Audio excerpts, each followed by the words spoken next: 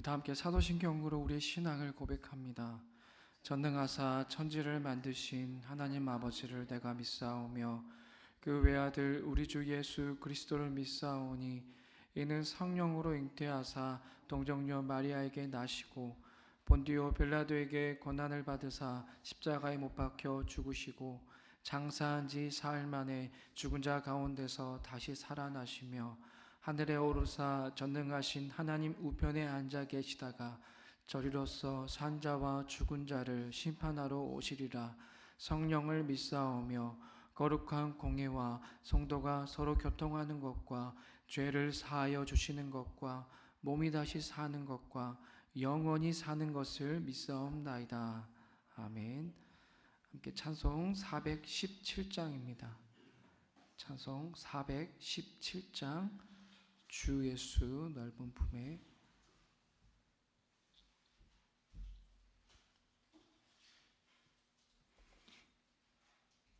네, 417장 함께 이 찬양 하나님께 영광 올려드립니다.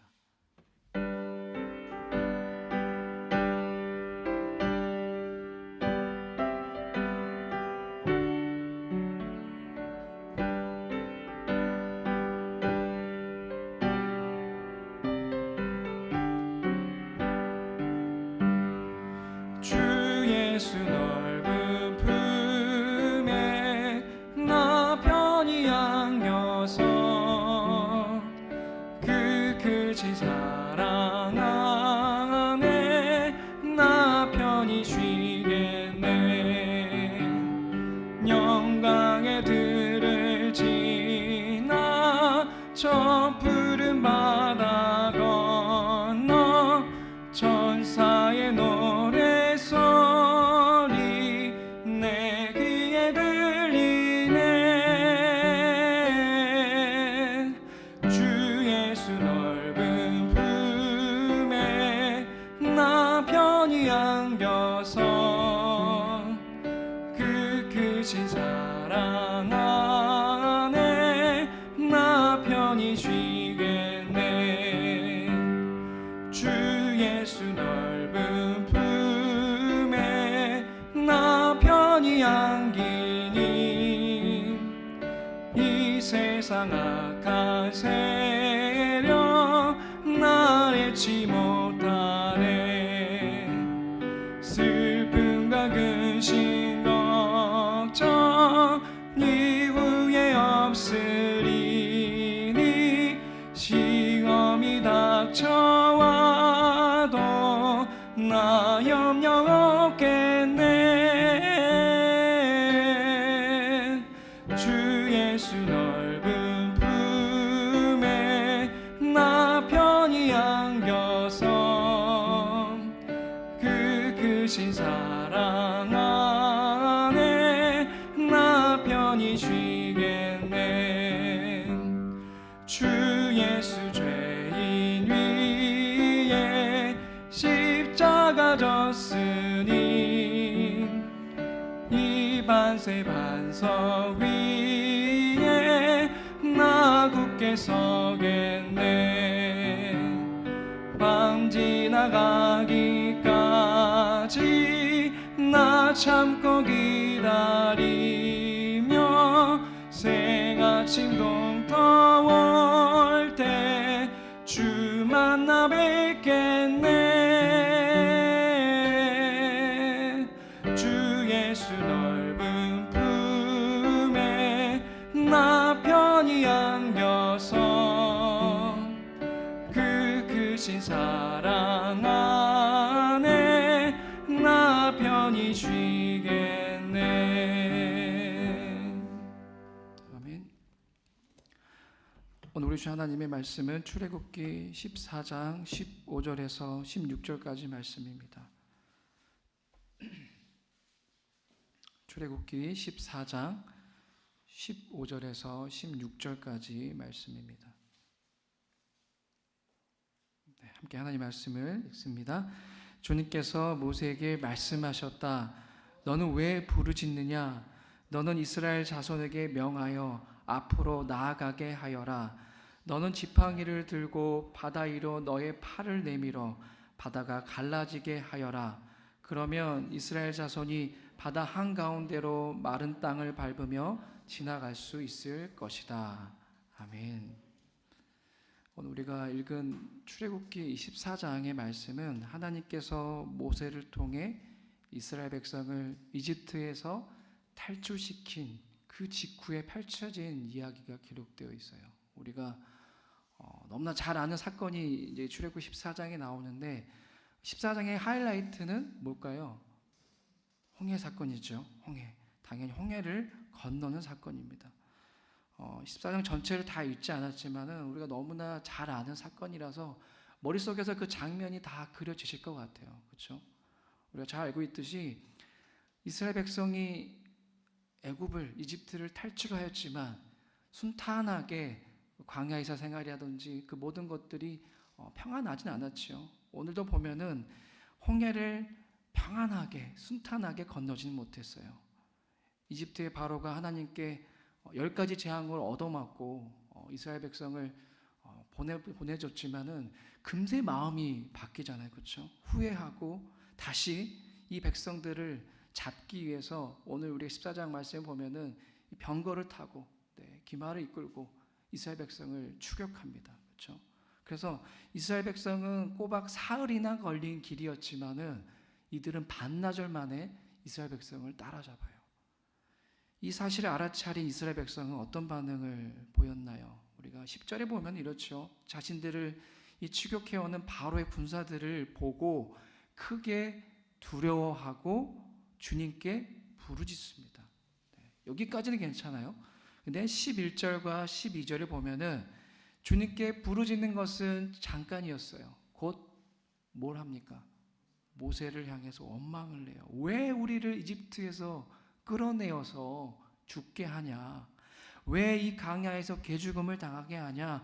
광야에서 죽는 것보다 이집트 사람을 섬기는 것이 더 낫겠다고 전에도 우리가 얘기하지 않았냐? 이게 뭐냐라면서 온갖 불평을 모세에게 쏟아냅니다. 진정한 지도자라면은 위기의 순간에 지도력을 발휘해야 진짜 위대한 지도자겠죠. 이 대목에서 지금 모세의 모습은 어떠합니까? 어떤 지도력을 보여주고 있습니까? 제가 13절, 14절을 봉독해 드릴게요. 모세가 백성에게 대답하였다. 두려워하지 마십시오. 당신들은 가만히 서서 주님께서 오늘 당신들을 어떻게 구원하시는지 지켜보기만 하십시오. 당신들이 오늘 보는 이 이집트 사람을 다시는 볼 수 없을 것입니다. 주님께서 당신들을 구하여 주시려고 싸우실 것이니 당신들은 진정하십시오. 자, 모세가 일단 어떻게 합니까? 공황 상태에 빠져 있어요. 이스라엘 백성들이 바로의 그 군대를 보고 공황 상태에 빠져 있습니다. 앞에는 당연히 홍해 바다가 있는 상태입니다. 그래서 공황 상태에 빠져 있는 그들을 일단은 달래죠. 추슬려서 안심시킵니다. 두려워하지 말라고. 두려워하지 말고 마음을 굳게 서서 하나님께서 오늘 우리들 위해 행하시는 구원을 지켜보라고, 그렇게 지켜보자고 말을 해요. 말씀드렸듯이 앞에는 홍해가 있습니다. 뒤에는 바로의 군대가 진을 치고 있는 절체절명의 상황이었지만 그럼에도 모세는 확신했어요. 뭘요? 하나님께서 자신들을 구원해 주실 것을. 어떻게 구원해 주실 것인지는 알 수 없지만 확신을 가졌어요. 그 확신을 가질 수 있었던 그 이유가 뭐겠습니까? 전에 분명하게 하나님께서 약속하셨기 때문이죠. 내가 직접 나서서 이스라엘 자손을 그 땅에서 이끌어내실 것이다 라고 분명하게 모세에게 약속하셨기 때문에 모세는 그 약속을 믿고 백성들에게 지켜보자고, 하나님이 어떻게 구원하실지 잠잠하게 바라보자라고 말하고 있는 것입니다. 지금 이 모세의 모습은 어떠합니까? 나름 지도자다운 모습이 있어요. 과거의 모세의 모습 우리는 기억하잖아요. 그렇죠? 백성을 일으킬 구원자로 내가 널 택했다고 했을 때 저는 안 됩니다. 저는 말도 못하는 놈입니다 라면서 거부했던 그런 모세의 모습 우리는 기억합니다. 그런데 지금은 아니에요. 우유부단했던 과거의 모습이 아닙니다. 이제는 제법 하나님의 백성을 이끌 만한 지도자다운 면모가 보이는 것 같아요. 이런 모습을 보고 가장 기뻐하실 분이 누구일까요? 하나님이시겠죠. 이 녀석이 이제 제법 내 마음에 들기 시작하는구나. 지도자 모습이 보이네 하면서 기뻐하실 것 같은데, 오늘 우리가 함께 읽은 말씀을 보면은 기뻐하시는 모습과는 좀 다른 모습입니다. 15절을 같이 한번 다시 읽어볼까요? 시작. 주님께서 모세에게 말씀하셨다. 너는 왜 부르짖느냐? 너는 이스라엘 자손에게 명하여 앞으로 나아가게 하여라. 아멘. 자, 처음에 뭐라고 말씀하세요? 너는 왜 부르짖느냐? 너는 왜 내게 부르짖느냐라고 모세에게 말씀하시는데, 칭찬하는 분위기인가요? 지금 책망하고 있는 모습이에요. 왜 그러냐? 왜 내게 부르짖느냐? 물론 위기 앞에 기도하는 것은 맞습니다. 성경에는 기록되어 있지 않지만 모세도 분명히 그 위기 앞에, 그런 절체절명의 상황 앞에서 하나님께 기도하며 나아갔을 거예요. 구해달라고. 그런데 왜 하나님은 모세에게 왜 내게 부르짖느냐? 너는 왜 그러느냐? 라면서 그런 책망을 들었을까요? 지금은 기도하고 있을 때가 아니라는 것입니다. 지금 이 상황은 기도하고 있을 때가 아니라 믿음의 행동을 보일 때라는 것입니다. 자, 두려움에 떨고 있는 이스라엘 백성에게 모세는 뭐라고 말했습니까? 두려워하지 마. 가만히 서서 주님께서 우리를 어떻게 구원하실지 지켜보자. 잠잠히 보자라고 말하고 있어요. 그렇죠? 우리가 보기에는 이 모세의 이런 모습이 대단한 믿음이 있는 것처럼 보이겠지만 하나님이 보시기에는 아직 아니라는 것입니다. 더 적극적인 믿음이 필요하다는 거예요. 여러분, 지금 모세의 손에는 무엇이 있습니까? 네, 하나님의 지팡이가 있어요. 하나님께서는 모세에게 지팡이를 주시면서 이렇게 말씀하셨어요. 출애굽기 4장 17절 말씀입니다. 너는 이 지팡이를 손에 잡아라. 그리고 이것으로 이적을 행하여라 라고 말씀하셨고요. 21절 말씀에도 보면 내가 너에게 이적을 행할 능력을 주었으니 바로의 앞에서 그 모든 이적을 나타내 보여라 라고 이미 말씀하셨습니다.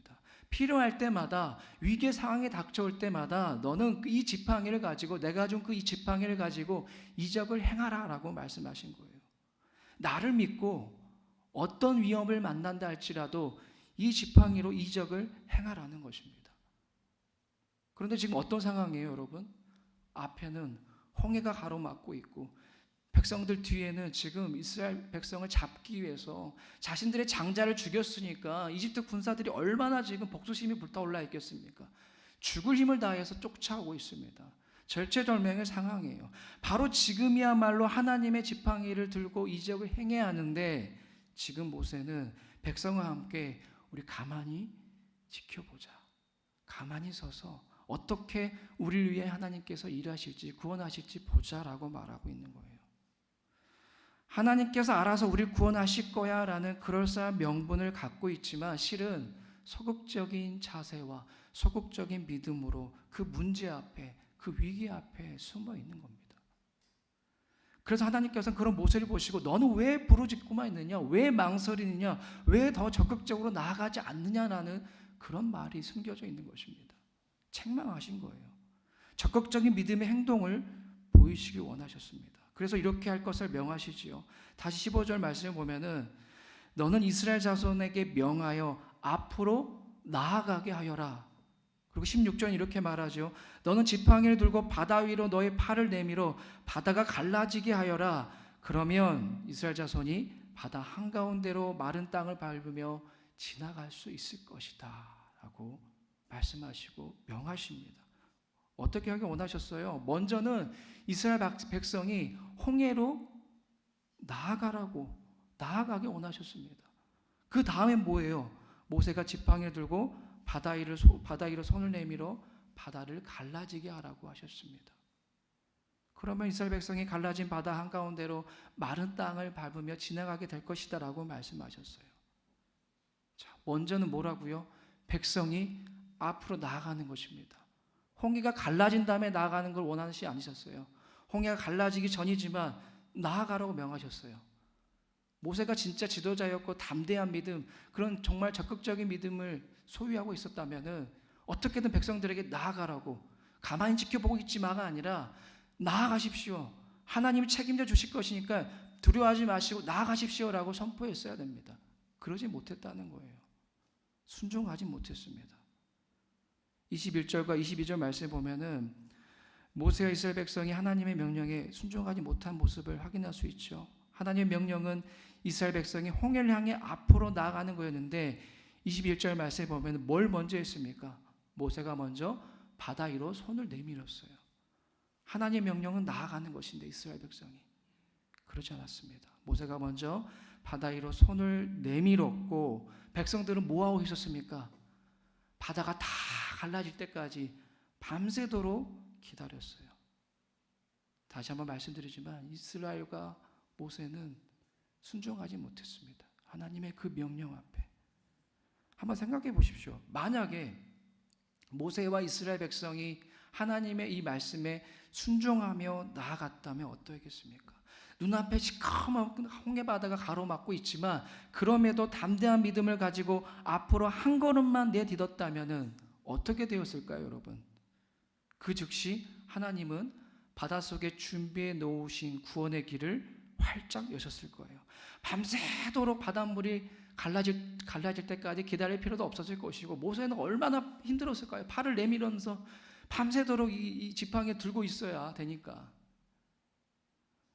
이 세상을 창조하신 전능하신 하나님께서 홍해를 가르시는데 과연 많은 시간이 필요했을까요? 여러분 생각해 보십시오. 천지를 창조하신 하나님께서 홍해 바다를 가르시는 데에 밤새도록 기다릴 필요가 있었을까요? 이스라엘 백성이? 아닐 것 같아요. 한마디 말씀, 손짓 한 번이면 충분했을 것입니다. 그런데 모세와 이스라엘 백성은 그러지 못했어요. 그런 적극적인 믿음을 갖지 못하였고 그들은 하나님께 온전히 순종하지 못하였고 담대한 믿음으로 나아가지 못한 것입니다. 이와 비슷한 상황이 또 있어요. 우리가 여호수아서로 가보시면은 비슷한 장면이 있어요. 어떤 장면입니까? 이스라엘 백성이 또 뭐 하나를 건너잖아요. 요단강을 건너는 장면이 있습니다, 여러분. 약속의 땅인 가나안 땅으로 가기 전에 반드시 건너야만 하는 그 요단강을 앞에 두고 하나님께서는 이렇게 여호수아에게 말씀하셨어요. 여호수아 3장 8절 말씀입니다.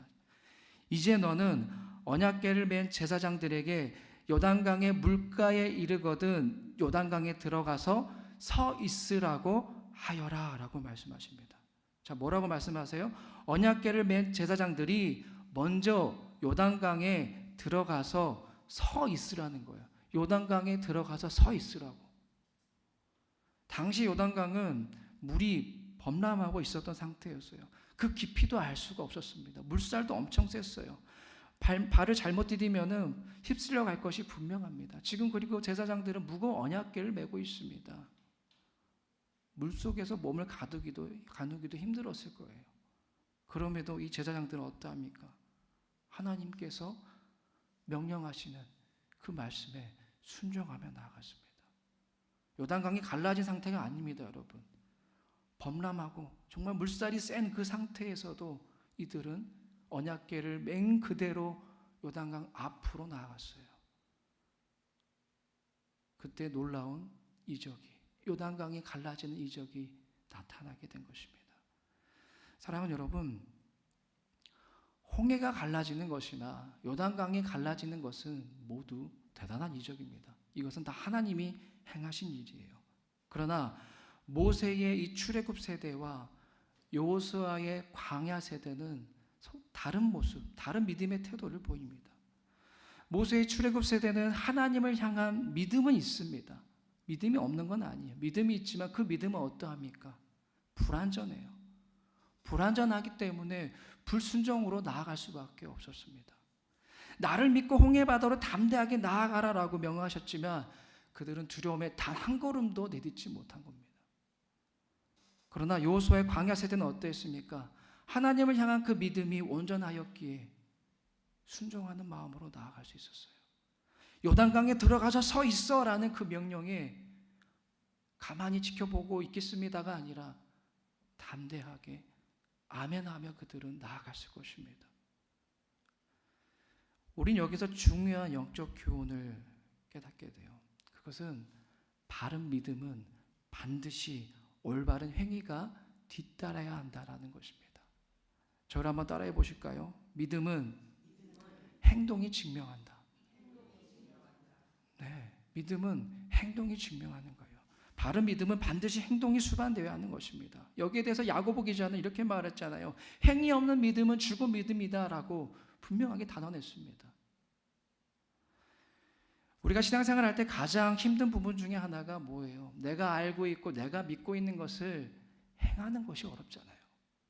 하나님을 압니다. 하나님이 어떤 분이신지를 알아요. 또 말씀의 그 의미도 알고 있습니다. 또 믿어요. 믿는다고 우리는 고백을 합니다. 하지만 100번 고백하고 있지만 100번 믿는다고 선포하지만 한 번의 행위가 없다면, 단 한 번의 행동이 없다면 그 믿음은 과연 살아있는 믿음이라고 할 수 있을까요? 죽은 믿음과 같다라고 이미 야고보서를 통하여서 하나님은 말씀하셨습니다. 내가 알고 믿고 있는 것을 순종하는 것, 행하는 것은 쉽지가 않다는 것을 우리가 너무나 잘 압니다. 믿음의 발걸음을 떼기가 너무나 어려워요. 한 걸음만 나아가기만 하면 되는데 이 홍해가 우리 앞을 가로막고 있지만 하나님이 나아가라고, 나를 믿고 나아가라고 선포하셨기 때문에, 명하셨기 때문에 아멘하고 한 걸음만 나아가기만 하면 되는데 그 한 걸음을 내딛는 것이 너무나 어렵다는 것입니다. 그 순종이 참 어려울 때가 있어요. 단 한 번의 순종이. 하지만 그럼에도 불구하고 사랑하는 여러분, 그 믿음의 한 걸음을 떼시기 바랍니다. 출애굽 세대는 눈앞에 보여있는 홍해와 그 이집트 군대에 사로잡혀 있었어요. 믿음의 눈을 온전히 소유하지 못하였어요.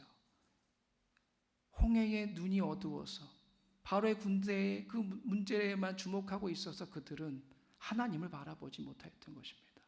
온전하게 믿음의 눈을 들어서 홍해를 바라봤다면, 바로의 군대를 바라봤다면 그 홍해 바다 밑에 있는 구원의 길을, 바닷속에 숨겨져 있는 하나님의 그 구원의 길을 그들은 발견했을 것입니다. 그리고 나아갔을 거예요. 그런데 그러지 못했다는 것입니다. 오늘 우리 또한 홍해와 같은 그런 문제가 왜 없겠습니까? 캄캄하고 시커멓고 도대체 이 문제 앞에 내가 무엇을 할 수 있을까요? 라고 우리는 주저앉아 있을 그 홍해와 같은, 홍해를 만나는 그 상황을 마주하게 될 때가 얼마나 많습니까? 그 상황에서 하나님은 동일하게 말씀하신 거예요. 나아가라고. 가라. 나를 믿고 가라. 여러분, 나아가십시오. 한 걸음만 떼시면 됩니다. 한 걸음만 떼시면 돼요. 하나님이 그렇게 말씀하지 않으셨잖아요. 한 걸음, 두 걸음 나아가. 너희들이 어떻게든 홍해 바다를 갈라지게 해봐 라고 명하신 게 아니었어요. 한 걸음만 나아가라고 명하신 거예요. 그 한 걸음. 어렵겠지만 믿음을 소유하고 하나님을 바라보며 나아갈 때에 우리 역시도 이러한 모세를 통하여서 역사하셨던 홍해가 갈라지고 요단강이 갈라졌던 그런 이적을 날마다 경험하게 되실 줄로 믿습니다. 오늘 우리 모두가 믿음의 행동으로 날마다 하나님의 이적을 경험할 수 있기를 주님의 이름으로 축복합니다. 기도하겠습니다. 하나님, 믿음의 행동, 내가 하나님을 믿는다면, 내가 하나님을 진정으로 믿고 바라본다면, 아버지, 나의 고백이 거짓이 아니라면 반드시 행동으로 내 믿음을 증명해 보여야 합니다. 행위 없는 믿음은 죽은 믿음이에요. 하나님, 우리 다시 한번 우리의 마음속에 이 진리를 새기면서 우리 앞에 왜 홍해가 없겠습니까? 행여 지금 내 인생의 홍해 때문에 두려워하고 걱정하고 그 홍해의 위협 앞에 절망하고 있는 자녀들이 있다면 주님, 이들에게 믿음의 눈을 소유케 하여 주시옵소서. 저 홍해 바다 깊은 곳에 그 바닷속에 숨겨져 있는 하나님의 구원의 방법, 구원의 길이 있다라는 그 확신을 갖게 하여 주셔서 믿음의 눈을 들게 하여 주셔서 아버지, 한 걸음 나아갈 수 있게 하여 주옵소서. 내가 믿는 그 하나님을 진정으로 내 행동으로 증명해 보일 수 있는 많은 이들에게 하나님은 역사하신 분이시다, 하나님은 홍해를 가르시는 그런 분이시다라는 것을 나의 행위를 통해서 증명해낼 수 있는 우리 모두가 되게 하여 주옵소서. 그렇게 날마다 하나님의 구원의 이적을 경험하는 은혜가 오늘 우리 모두에게 있게 하여 주옵소서. 예수님의 이름으로 기도드리옵나이다. 아멘. 하늘에 계신 우리 아버지여, 이름이 거룩히 여김을 받으시오며 나라에 임하옵시며 뜻이 하늘에서 이룬 것 같이 땅에서도 이루어지이다.